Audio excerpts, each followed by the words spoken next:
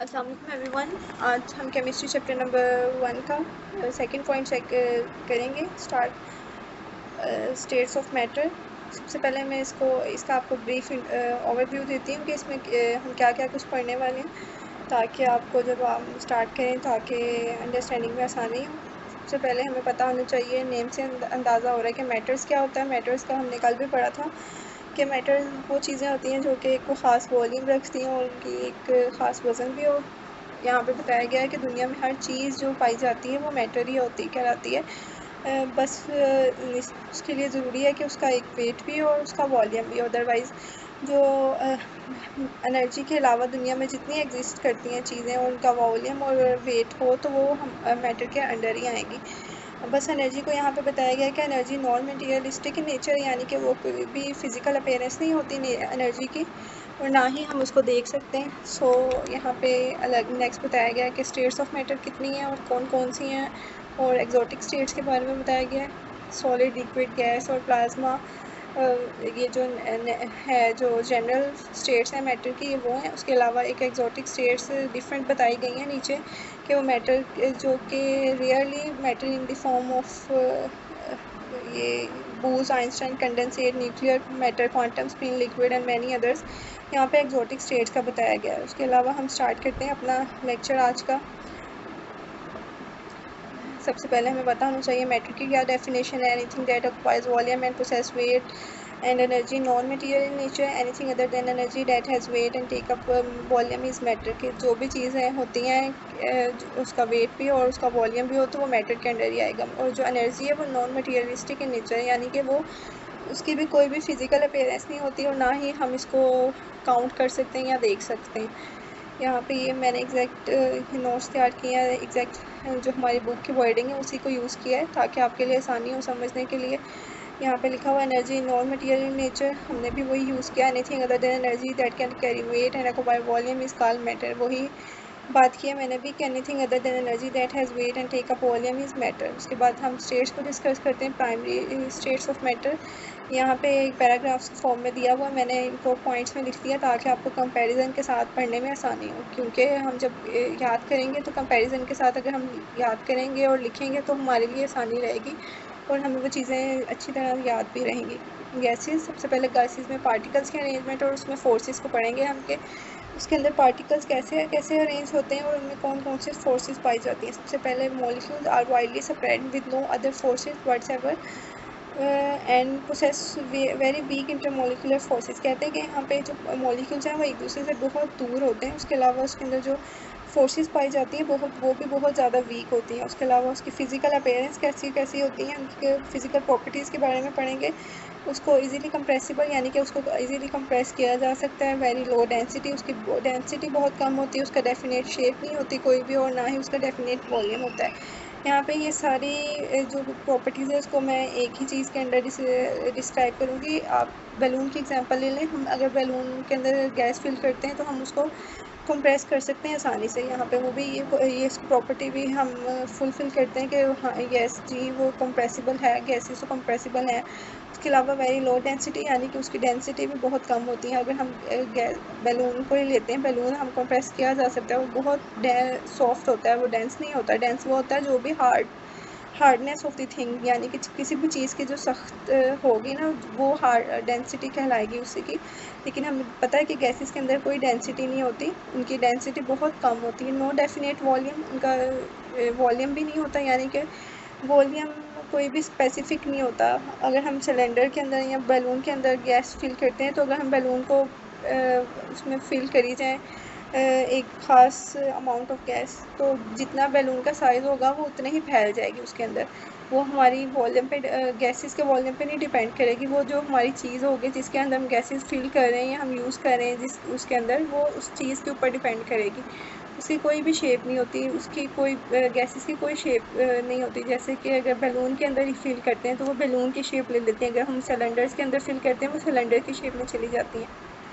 Then हम liquids पढ़ेंगे। हमने यहाँ पे देखा कि इसमें मॉलिक्यूल सेपरेटेड होते हैं, लेकिन जो लिक्विड्स में मॉलिक्यूल्स आपस में एक दूसरे से क्लोज होते हैं लेकिन वो रैंडमली मूव कर रहे होते हैं।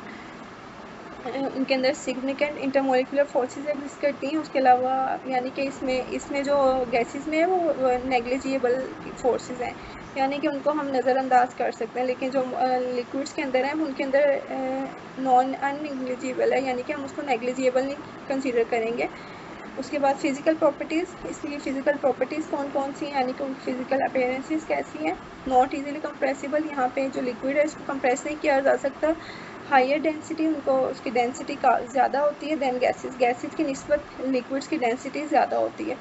उसके बाद सॉलिड के अंदर पार्टिकल्स एक दूसरे से बहुत ज़्यादा करीब होते हैं और बहुत एक प्रॉपर अरेंजमेंट के अंदर होते हैं। उनके अंदर स्ट्रॉन्ग इंटरमोलिकुलर फोर्सेस एग्जिस्ट करती हैं, यानी कि वो जो उनकी जो मूवमेंट है वो जस्ट वो ऑसिलेट कर सकते हैं। ऑसिलेट मूवमेंट होती है टू एंड फ्रो मोशन, यानी कि एक पेंडुलम ले लें, ये राइट लेफ़्ट, ये राइट लेफ़्ट अपनी मेन पोजीशन में ही मूव करेंगे। उसके अलावा ऊपर नीचे अपनी ज़्यादा राइट ज़्यादा लेफ़्ट नो, उनके एक स्पेसिफिक पोजीशन और उनकी लोकेशन होती है, वो उसी के अंदर मूवमेंट देंगे। उसको ऑसिलेट मूवमेंट कहते हैं। टू एंड फ्रो मोशन यानी कि आगे पीछे वाली मूवमेंट को ऑसिलेशन कहते हैं।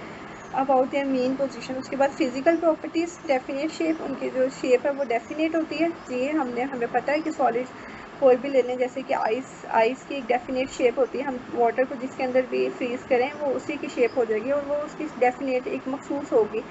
उसके बाद फिक्स वॉल्यूम, उसका जो वॉल्यूम होता है वो भी फिक्स होता है। उसके बाद हाईली रिजिड होती है, लाइक रॉक, पत्थर, कोई भी पत्थर हो तो वो सॉलिड होता है, वो रिजिड होता है यानी कि सख्त होता है। और आलमोस्ट इनकम्प्रेसिबल, तकरीबन वो अनकम्प्रेसिबल होता है, यानी कि उसको नहीं कंप्रेस नहीं किया जा सकता। हार्ड भी इतना हार्ड होता है कि उसको कंप्रेस नहीं किया जा सकता।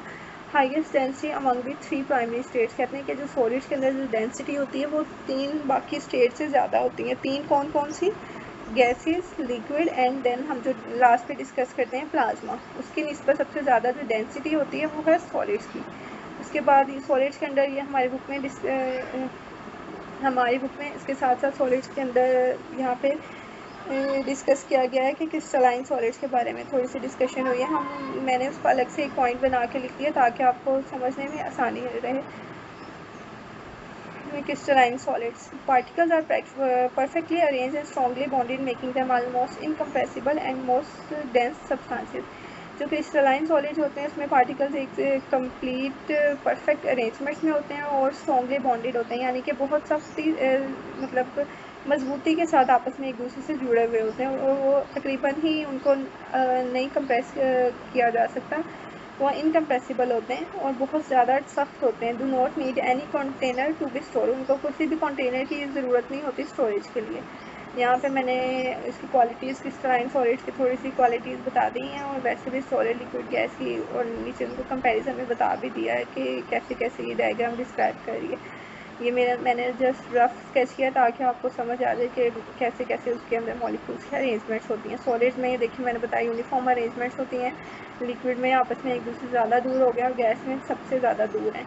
देखें गैस में ज़्यादा उनके पास जगह है कि वो आपस में मूव कर सकें, ऊपर नीचे रैंडम मोशन, इसमें भी मूवमेंट कर सकते हैं, लेकिन वो गैसेस की निस्बत इनके पास कम होती है। लेकिन अगर सॉलिड्स में देखें, सॉलिड में बिल्कुल कम जगह है, वो ऑसिलेट ही कर सकते हैं। ऑसिलेट मीन ये वो राइट और लेफ़्ट जा सकते हैं, इसके अलावा उनके पास कोई जगह नहीं है एक मूवमेंट के लिए। यहाँ पे मैंने नीचे इसकी क्वालिटीज़ बता दी हैं। Tightly pack, fix position, strongest forces, यानी कि इसमें ये टाइटली पैक होते हैं और इनकी पोजीशन फिक्स होती है और स्ट्रॉन्गेस्ट फोर्सेस, जो इनके अंदर फोर्सेस पाई जाती हैं वो स्ट्रॉन्गेस्ट होती हैं। उसके बाद लिक्विड में जो है वो जो पार्टिकल्स हैं वो आपस में क्लोज टुगेदर होते हैं, यानी कि करीब होते हैं, मूव रैंडमली, और वो रैंडमली मूव कर सकते हैं, यानी कि जिधर भी जाना चाहें वो जा सकते हैं। मॉडरेट फोर्सेस, उनके दरमियानी इंटरमोलिकुलर फोर्सेस पाई जाती हैं। दरमियानी इन द सेंस कि वो गैसेस और सॉलिड्स के दरमियान ही इनकी फोर्सेस आएंगी, क्योंकि इसमें सबसे ज़्यादा पाई जाती हैं इंटरमोलिकुलर फोर्सेस सॉलिड्स के अंदर, गैसेस के अंदर सबसे कम, और जो लिक्विड होगा उसके अंदर मॉडरेट यानी कि दरमियानी पाई जाती हैं। फास्ट इसमें जो मॉलिक्यूल्स हैं वो फार अपार्ट होते हैं, इसमें रैंडम मोशन देते हैं। जो गैसेस के पार्टिकल्स हैं वो भी रैंडम मोशन देते हैं, यानी कि उनके पास भी खुली जगह होती है, वो कहीं पे भी मूवमेंट कर सकते हैं। उसके बाद जो उनके अंदर फोर्सेस होती हैं सबसे ज़्यादा वीक होती हैं, यानी कि सबसे ज़्यादा weak in the sense liquid, solids और प्लाज्मा की निस्बत गैसेस के अंदर सबसे ज़्यादा वीक इंटरमोलिकुलर फोर्सेस पाई जाती हैं। उसके बाद हम डिस्कस करते हैं एडिशनल जो एक्जोटिक स्टेट्स ऑफ मैटर के बारे में बताया गया है कि यहाँ पे कौन कौन सी एक्जोटिक स्टेट्स आ जाएंगी मैटर की। ये देखें यहाँ पे meets also exist intermediate state, और ये सारा मिल रहे हैं जो इंटरमीडिएट स्टेट्स और एक्जोटिक स्टेट्स के यहाँ पे बताया गया ना। मैंने वो आपको एक प्रॉपर पॉइंट्स के अंडर कर दिया ताकि आपको पढ़ने में और समझने में और एग्ज़ाम्स के पॉइंट ऑफ व्यू से लिखने में भी आसानी रहे। सबसे पहले प्लाज्मा को कंसीडर किया जा सकता है 4 स्टेट ऑफ मैटर। इसके अलावा कंपोजिशन क्या होती है प्लाज्मा की? प्लाज्मा एक आयोनाइज गैस होती है। आयोनाइज गैस यानी कि जो आयन से मिलकर बनी है। और इसके अलावा काइनेटिक एनर्जी पार्टिकल्स, इसमें हाईली काइनेटिक एनर्जी पार्टिकल्स भी होते हैं जो कि इलेक्ट्रॉन्स, आयन और फोटॉन्स होते हैं। यहाँ से हमें आयोनाइज से ही पता चल रहा है कि वो आयन से बनी होगी, फोटॉन्स और electrons.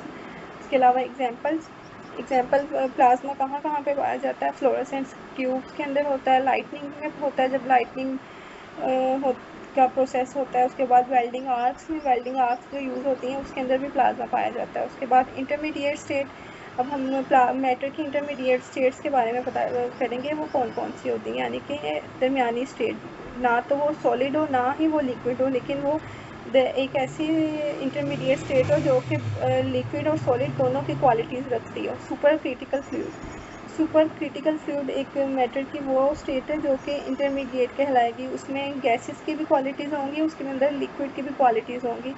It allow chemical reaction, और ये कहाँ कहाँ पे यूज़ होता है? ये वो रिएक्शंस को कैरी करने के लिए या कैरिड आउट करने के लिए यूज़ होता है जो कि हम आम रूटीन में नहीं उनको कर सकते, जैसे कि सुपर क्रिटिकल कार्बन डाइऑक्साइड। उसके अलावा सुपर क्रिटिकल फ्लूइड्स की एग्जांपल में आ जाएगा सुपर क्रिटिकल कार्बन डाइऑक्साइड। उसके बाद लिक्विड क्रिस्टल्स भी हम एक इंटरमीडिएट स्टेट ही कंसीडर करेंगे जो कि सॉलिड और लिक्विड का मिलाप होता है। यानी कि वो उनके अंदर क्वालिटीज़ होती हैं वो लिक्विड की भी होती हैं और सॉलिड्स की भी होती हैं। यहाँ ये लिक्विड क्रिस्टल्स कहाँ पे यूज़ होता है? किसी भी चीज़ की डिस्प्लेइंग डिवाइस के अंदर, कंप्यूटर मॉनिटर्स के अंदर, उसके अलावा clock, watches and navigation system के अंदर। नेविगेशन सिस्टम जो मैपिंग का प्रोसेस होता है वो सारा कुछ। Graphene 2 dimensional crystal consisting of single layer of carbon atoms. जो ग्राफीन है वो 2 डायमेंशनल एक क्रिस्टल का स्ट्रक्चर है जो कि कार्बन एटम्स की सिंगल लेयर से बना हुआ है। और उसमें जो कार्बन एटम है वो हेक्सागोनल अरेंजमेंट में, हेक्सागोनल होता है 6 की अरेंजमेंट। हेक्सा से अंदाज़ा होता है कि 6 जो उसका जो स्ट्रक्चर होता है वो टफ होता है, यानी कि soft, flexible, light material with high electrical thermal resistance. कहते हैं कि उसमें जो थर्मल रेजिस्टेंस भी होती है और इलेक्ट्रिकल भी है, यानी कि वो ना ही बिजली को ना ही हीट को अपने अंदर से पास करने देता है। उसके बाद जो रेयर स्टेट्स होती हैं मैटर की, ये तो इंटरमीडिएट के अंदर आ गई ना, ये तीनों super critical fluid crystal, liquid crystals and graphene, ये आ गई इंटरमीडिएट के अंदर। उसके बाद जो 5th है जो रेयर और एक्जोटिक स्टेट्स हैं, यानी कि जो बहुत ही कम पाई जाती हैं और उनको मतलब उनकी अपनी एग्जिस्टेंस के लिए उनको एक ख़ास इन्वायरमेंट कंडीशन रिक्वायर है। अगर वो इन्वायरमेंट कंडीशन जो है वो हमारी स्टेबलाइज हो रही है और वो सेटिस्फाई हो रही है तो हमारे पास ये कंडीशन एग्जिस्ट करेगी, अदरवाइज़ ये बहुत ही कम है और नेचुरली एग्जिस्ट नहीं करती। ये सबसे पहले इसमें आ जाता है dark matter, Bose, Einstein condensate, BEC, nuclear matter, quantum scale liquid. जो मैं यहाँ पे आपको एक एग्जांपल दे देती हूँ BEC की, बूज, आइंस्टाइन कंडेंसेट। ये ऐसी स्टेट है कि जब हम किसी भी सब्सटेंस को इतना ठंडा कर लिया जाए कि उसके अंदर जो एटम्स हैं वो आपस में जुड़ जाएं कि उनकी जो ऑसिलेशन बिल्कुल रुक जाए। जैसे कि मैंने यहाँ पे बताया था कि जो सॉलिड्स के अंदर है वो ऑसिलेशन होती है, अगर वो इतना इनको ठंडा, लेकिन सॉलिड्स को इतना ठंडा भी कर दें तो उनकी जो ऑसिलेशन है ताकि वो भी रुक जाए, तो ये जो सारे एटम्स हैं सॉलिड्स के वो एक सिंगल एटम की तरह एग्जिस्ट हो जाएंगे।